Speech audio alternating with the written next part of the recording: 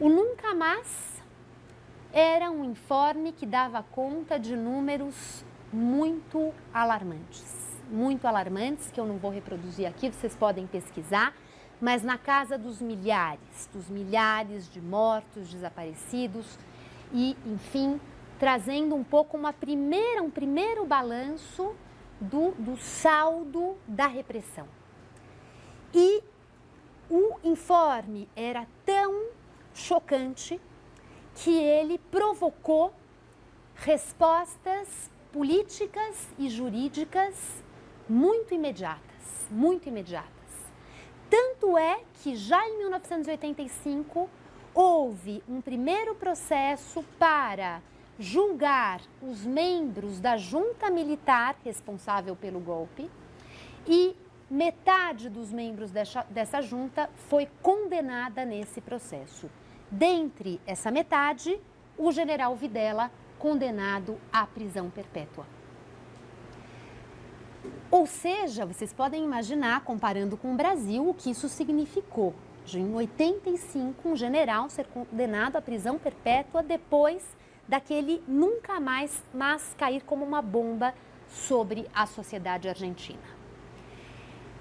Isso também, é claro, gerou reações entre os militares, especialmente entre os militares de baixa patente que diziam: mas nós cumprimos ordens, nós estávamos a serviço, nós não tivemos escolha. E a pressão desses militares de baixa patente, juntamente, é claro, com a pressão dos militares de alta patente, foi uma pressão que gerou desdobramentos. E mesmo governos comprometidos com a causa da redemocratização, governos que tinham muitos membros de destaque, que tinham um histórico de oposição à ditadura, que tinham um compromisso, portanto, com a causa da verdade, da justiça, da reparação, mesmo esses governos precisavam negociar para sobreviver politicamente. E essa negociação com forças armadas, opinião pública, resultou na promulgação de uma lei no final de 1986, conhecida como a Lei Punto Final. E a Lei Punto Final, era uma lei que, em nome da reconciliação nacional, anulava a possibilidade de processos e de condenações. Ou seja, havia uma anistia, essa anistia seria respeitada e as coisas do passado morreriam com o passado. Ainda assim, havia militares inquietos. Na Páscoa do ano de 1987, houve um motim militar que resultou em novas negociações e no mês de julho, uma nova lei foi promulgada, conhecida como a Lei da Obediência Devida, ou seja, a obediência devida. E essa lei previa que os militares de baixa patente não poderiam ser responsabilizados, porque eles não tomaram decisões, apenas cumpriram ordens. Desde então, de 87 para cá, essa história vem sendo uma história de muitas guinadas e de muitas reviravoltas. De guinadas no sentido da pressão da opinião pública para criar brechas para que certos agentes da ditadura possam ser levados ao tribunal e condenados, por exemplo, torturadores e ainda recentemente, volta e meia, um torturador é descoberto, é julgado e é condenado porque se encontram brechas para levar adiante esse processo e, ao mesmo tempo, as pressões para que nem tudo venha abaixo, Ao lado disso, algumas gestões importantes têm lugar no campo da história e da política arquivística.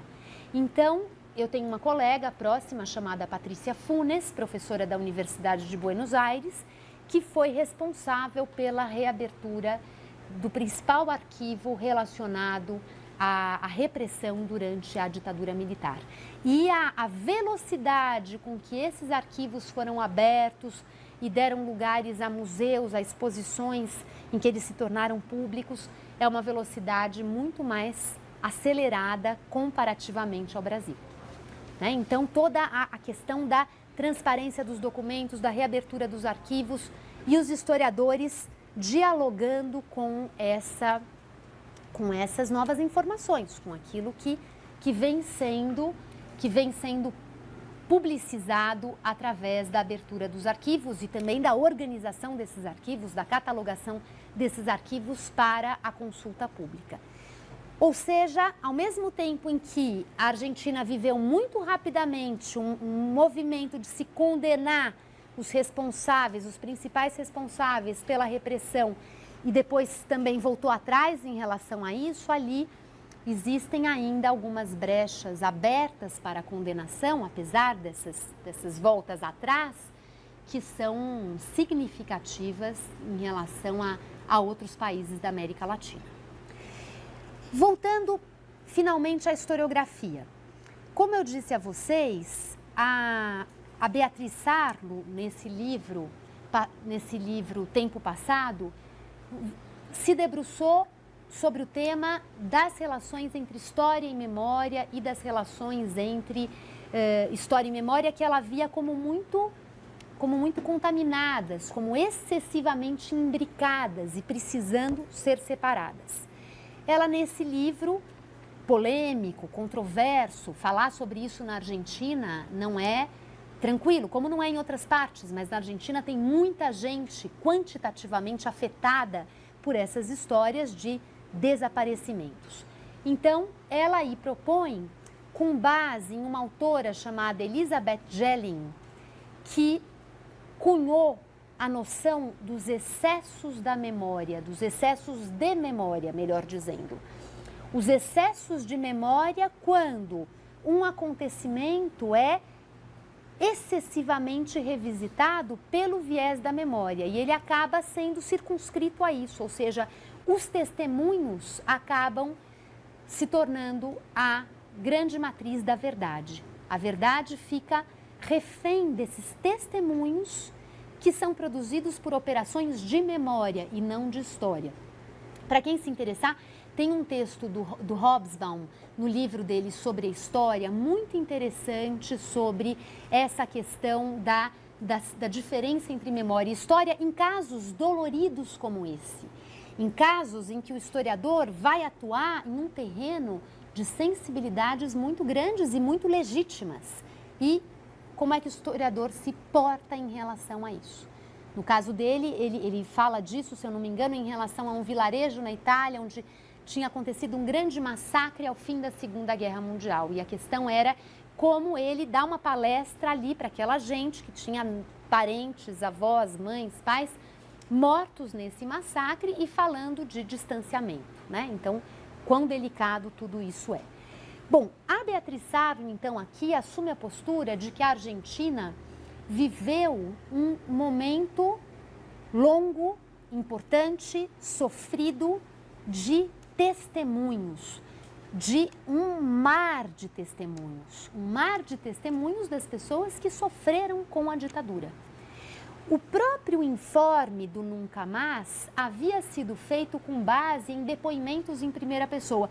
Então, vocês imaginem o impacto disso, né? Quer dizer, todo um relato de milhares de pessoas que tiveram parentes desaparecidos e em primeira pessoa, né? Quer dizer, o meu filho, é o meu pai e a carga emocional que vem junto disso. A partir do Nunca Mais, quer dizer, foram intermináveis depoimentos que foram vindo a público por vários canais, por várias frentes.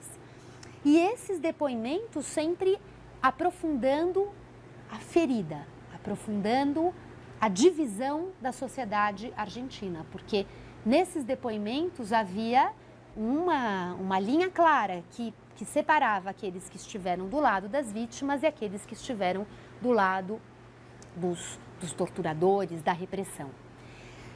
Ou seja, a sociedade cindida e os testemunhos reforçando essa cisão.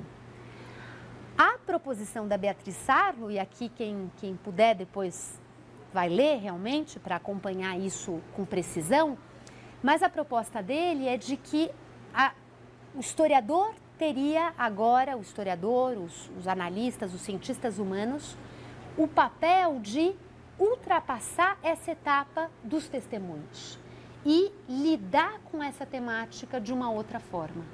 E pensando inclusive nos desdobramentos futuros da história argentina e nos desafios da reconciliação nacional, de uma reconciliação que criasse um novo terreno possível de se trabalhar a ideia de sociedade nacional e dos pactos e dos consensos e dos acordos. Ou seja, os testemunhos eram legítimos, os testemunhos não deveriam sair de cena, mas os testemunhos tinham um lugar próprio. E esse lugar não era o lugar do cientista humano que se dedicava ao tema. Essa discussão continua em cena, existem autores que continuam trabalhando com a ideia de que a repressão na Argentina se compara ao Holocausto, de que a repressão na Argentina se compara aos campos de concentração, de que os centros de tortura na Argentina, que eram centenas, eram centros de tortura clandestinos, sigilosos, se comparam à experiência dos campos de concentração. Então, há autores que vão nessa linha e a Beatriz Sarlo aqui, ela procura pensar, enfim, essa questão dos excessos da memória, dos excessos de memória e conclamando, então, as ciências humanas a trilhar um novo caminho. Inclusive, na Ampu de Natal, a última Ampu nacional, houve um conferencista convidado que veio falar sobre as comissões da verdade na África. Veio falar em uma mesa dedicada às comissões da verdade na América Latina, porque aí a questão dos tribunais, dos crimes contra a humanidade, são questões que apresentam elos com outras regiões do mundo, com outras experiências. E, ao mesmo tempo, do ponto de vista político, também esse embate entre a verdade, a justiça, a reparação e, por outro lado, a reconciliação nacional é um problema que se coloca em todas as partes, né? Existe aquele filme sobre o Mandela, quando assume o poder na África do Sul e que enfrenta o desafio de dar um passo para resolver o passado violento do apartheid. E a questão que ele escolhe naquele filme, alguém se lembra o nome? Invictus, né? Que é um filme belíssimo em que ele escolhe um certo caminho para se relacionar com esse passado da violência dos brancos contra os negros através das políticas de apartheid, em nome da reconciliação nacional. Então, esse é um problema realmente que aproxima o tema da repressão e das vítimas da ditadura de outras experiências de violência perpetrada pelo Estado em regiões da África e também em regiões do leste europeu, dos países da antiga União Soviética e assim por diante. Muito bem, então agora eu vou finalizar em 3 minutos, vocês podem contar no relógio, 3 minutos, mas só quero pontuar algumas coisinhas sobre outros países para vocês ficarem com vontade de ir atrás. Então, primeiramente, em relação ao Chile, nós já falamos do golpe na semana passada e o Fernando, ele sabe que vocês assistiram a Batalha do Chile, vocês vão ter a oportunidade de comentar um pouquinho, se quiserem, o documentário que assistiram. Mas eu queria sublinhar em relação a essa ditadura do Pinochet, que também, em termos de extensão do número de vítimas, de afetados, ela foi violentíssima, né? Quer dizer, foi de uma gravidade absurda, que o Pinochet se sentiu tão confiante na sua missão, no seu papel de impor a ordem novamente no Chile, que ele organiza também um braço internacional dessa repressão. E esse braço internacional, ele não organiza sozinho, mas ele é um protagonista importante na organização da chamada Operação Cóndor. E a Operação Cóndor procura alinhavar formas de cooperação entre os regimes ditatoriais na América Latina. Tá? E ela atua entre 73 e 1980, de 1973 a 1980. Então, formas de cooperação, de transmissão de informações, de atuações concertadas, conjuntas, entre diferentes governos ditatoriais. Ao mesmo tempo, Pinochet cria, como eu já tinha dito na aula passada, a DINA, que é a sua polícia secreta, é o seu serviço de inteligência. E a DINA também, através da Operação Condor e dessa coisa de que eles não iam só arrumar o Chile, mas iam resolver o problema fora do Chile, se necessário. Organiza, orquestra um atentado contra um ex-ministro do Allende chamado Orlando Letelier. Orlando Letelier, que tinha chegado a ser inclusive o ministro da Defesa do Allende e que estava vivendo nos Estados Unidos nesse período, Letelier. Estava vivendo nos Estados Unidos, exilado, obviamente, nesses anos e fazendo toda uma campanha para que se aprovasse no Congresso norte-americano em Washington sanções ao Chile pela violência, pelos crimes que vinham sendo cometidos no Chile. E o Orlando Letelier estava, de fato, obtendo bons resultados nesse sentido, de conquistar a opinião pública norte-americana e os congressistas norte-americanos para incriminar o Pinochet. E Orlando Letelier morreu nesse atentado organizado contra ele em Washington. O seu carro explodiu no ano de 1976, no dia 21 de setembro de 1976.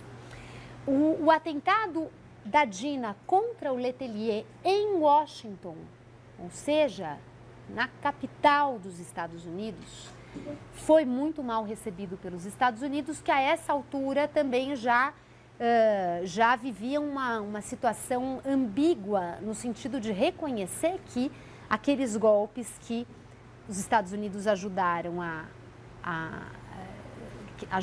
realizar, ajudaram a que tivessem êxito, estavam já galgando caminhos próprios e absolutamente fora de controle e com excessos que seriam também aqui condenáveis, considerados condenáveis. Então, esse ano de 76 e a morte do Letelier em plenas ruas de Washington é um momento também divisor de águas no sentido de provocar divisões na opinião pública norte-americana e entre os políticos norte-americanos a respeito dos desdobramentos das ditaduras militares na América Latina. A despeito disso, e é com isso que eu queria terminar, a despeito disso, os Estados Unidos continuam sustentando soluções autoritárias bastante violentas, especialmente na América Central, nos anos que se seguiram. As ditaduras na América do Sul não terminam de uma hora para outra.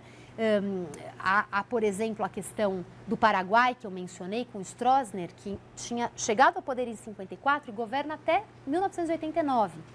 Então, as ditaduras não terminam em 76, mas a relação aí com os Estados Unidos já é uma relação menos óbvia a partir da segunda metade da década de 70 e, no entanto, aí sim, na América Central, os Estados Unidos ainda têm uma ação muito contundente de armar, de subsidiar as forças conservadoras, as forças de direita que lutavam contra os movimentos de esquerda. Nós aqui falamos da Nicarágua e da experiência dos sandinistas da Nicarágua o tempo todo se confrontando com os contra. Eu quero, para terminar, mencionar o caso de El Salvador. Em El Salvador também havia disputas importantes entre uma elite rica, absolutamente fechada, e uma população paupérrima. A Igreja Católica em El Salvador começa a assumir posições à esquerda e, de alguma forma, incorpora a teologia da libertação. Essa aliança entre esquerda, teologia da libertação e essa população mais pobre de El Salvador vai dar a origem à Frente Farabundo Mártir de Libertação Nacional, que foi também um grupo de esquerda guerrilheiro que atuou nos anos 80 e entrando em choque direto com esses grupos subsidiados pelos Estados Unidos. Então, a chamada FMLN, Frente Farabundo Mártir de Libertação Nacional. FMLN. Muito bem, um momento simbólico, emblemático dessa violência na América Central, que é uma violência menos conhecida aqui por nós do que aquela que afetou os nossos países vizinhos sul-americanos, é uma violência que vive um momento emblemático no ano de 1980, quando o arcebispo de San Salvador, em El Salvador, foi assassinado dentro da sua própria igreja. Esse arcebispo se chamava Oscar Arnulfo Romero, o Monsenhor, conhecido como Monsenhor Romero, Arnulfo Romero, arcebispo de San Salvador, ele próprio representando essa aliança da Igreja Católica em El Salvador com as populações mais pobres e com essas perspectivas de esquerda. E o assassinato desse homem importante, desse homem prestigiado no ano de 1980, é um emblema também das relações de violência, de massacres, de chacinas que tiveram lugar em El Salvador, assim como em outros países da América Central, como por exemplo a Guatemala, que eu não vou mencionar aqui, mas que é um outro capítulo de abusos realmente em escala gigantesca contra os direitos humanos, em escala gigantesca, e que, enfim, são casos também de regimes autoritários, militares, ditatoriais, que são menos estudados aqui por nós. Eu tive há cerca de 2 anos a oportunidade de estudar um pouco tudo isso, a convite do Memorial da Resistência de São Paulo, que fica ali pertinho da Pinacoteca. E o Memorial da Resistência fez uma exposição de fotografias sobre as transições das ditaduras às democracias na América Latina. E era uma exposição de fotografias referidas a 10 países da América Latina e havia também países da América Central. Eles me pediram para escrever os textos apresentando um pouco da história desses 10 países. A exposição já não está mais em cartaz lá no Memorial da Resistência, mas existe o catálogo dela, existe algum material disponível sobre ela e eu mesma acabei tomando contato com esses índices da violência perpetrada em países da América Central nesses anos 70, 80, em alguns deles se estendendo pelos anos 90, que eu acho que ainda é um universo que o Brasil precisa conhecer melhor. Tá bom?